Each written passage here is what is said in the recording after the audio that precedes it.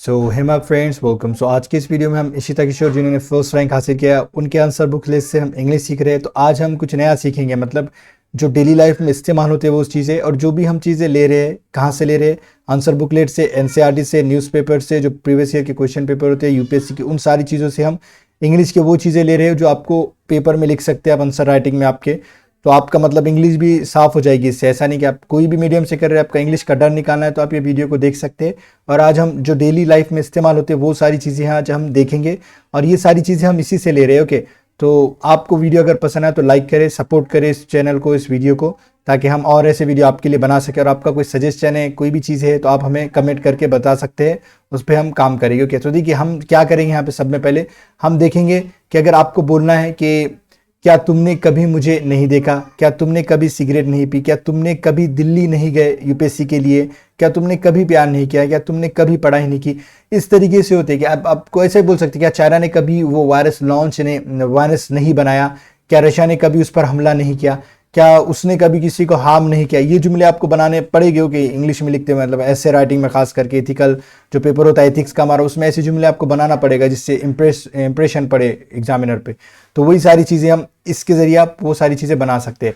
देखिए आप सब में क्या इस्तेमाल करना है, मैंने आपको फॉर्मूला इस्तेमाल करने का बताया। इस्तेमाल डिड है तो आपको हमेशा डिड ही लेना है, सब्जेक्ट कुछ भी लगा सकते हैं आप, ये डिड चेंज नहीं होने वाला है। फिर उसके बाद नेवर लगाना है। फिर वर्ब की हमेशा फर्स्ट फॉर्म आनी चाहिए। आपको पता है वर्ब की फर्स्ट फॉर्म क्या होती है। ओके, जैसे मैं यहाँ पे लिख कर दिखाता हूँ आपको। अगर यहाँ पे मैंने गो ले लिया तो इसका सेकंड फॉर्म क्या होगा, वेंट होगा। इसका थर्ड फॉर्म क्या होगा, गॉन होगा। ओके, और इसका फोर्थ फॉर्म क्या होगा, गोइंग होगा। और फिफ्थ फॉर्म क्या होगा, गोज होगा। तो ये सारी चीजें आपको याद रखना है। मैं आपको टेलीग्राम चैनल पे इसका लिस्ट दे दूंगा, आप वहां से याद कर सकते हैं। ओके, हम वो चीजें ज्यादा एम्फेसाइज करेंगे, उस पर जोर देंगे जो यूपीएससी में ज्यादा ध्यान होते हैं।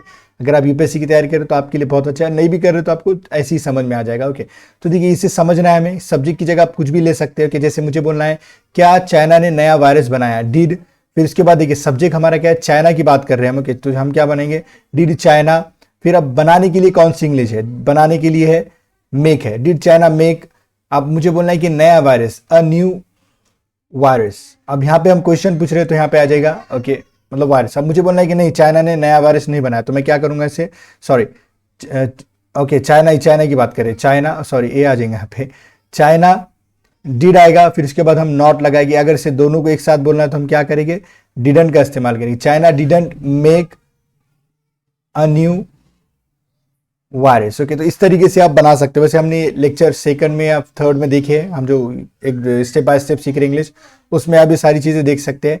फिर इसके बाद देखिए हम इसके जरिए जुमले समझते हैं। क्या तुमने कभी मुझे नहीं देखा, तो अब ये क्या कर रहे हैं हम, डिड। अब यहाँ पे हमारा सब्जेक्ट क्या हो गया, यू हो गया।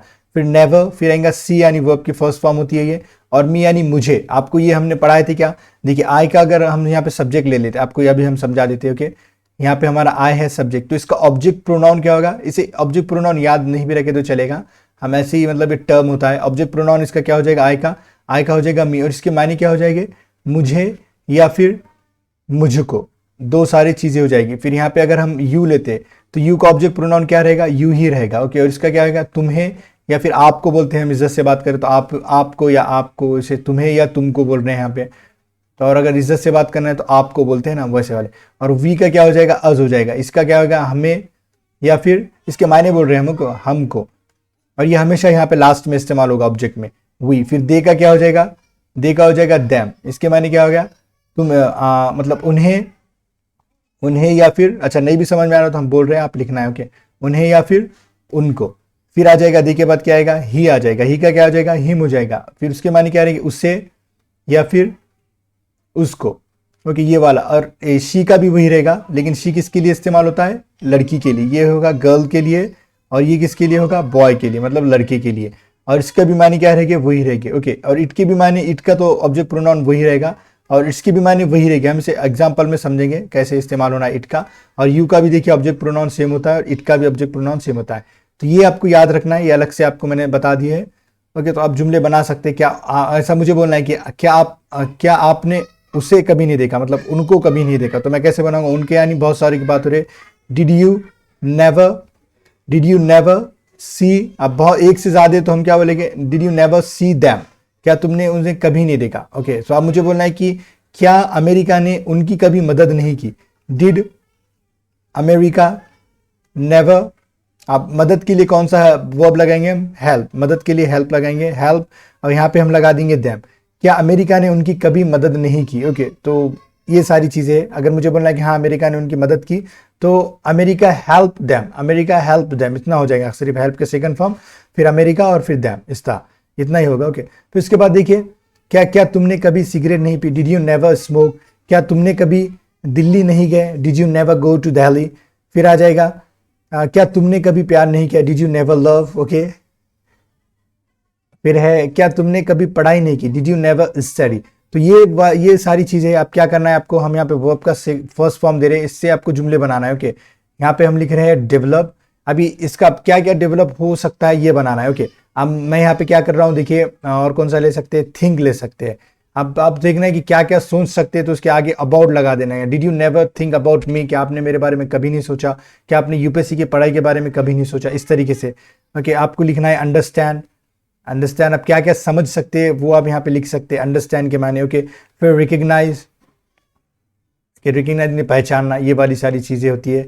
डेवलप, रिकग्नाइज, जो ये थिंक। ओके, आप यहाँ पे लिख सकते हैं गो, कम, ये सारी चीज़ें छोटी सी सारी चीज़ें हैं। ओके, और ये सारी चीज़ें आपको, ये होमवर्क है, समझो, आपको ये इस्तेमाल करके बनाना है। क्या करना है आपको, सब में पहले डिड लेना है। अब देखिए हम यहाँ पे अंडरस्टैंड का सिंपल सा बनाते हैं, डिड यू नेवर अंडरस्टैंड? क्या आपने कभी नहीं समझा? ये वाला जुमला हो रहा है इसका। Okay, did you never understand? So देखिए ये छोटा सा वीडियो था। मैं चाहता हूँ कि आप इस वीडियो को ज़्यादा से ज़्यादा प्यार दे, सपोर्ट दे, ताकि दूसरे वीडियो बनाने में भी हमें थोड़ा इंस्पिरेशन मिले। ओके, सो वीडियो देखने के लिए आपका बहुत बहुत शुक्रिया।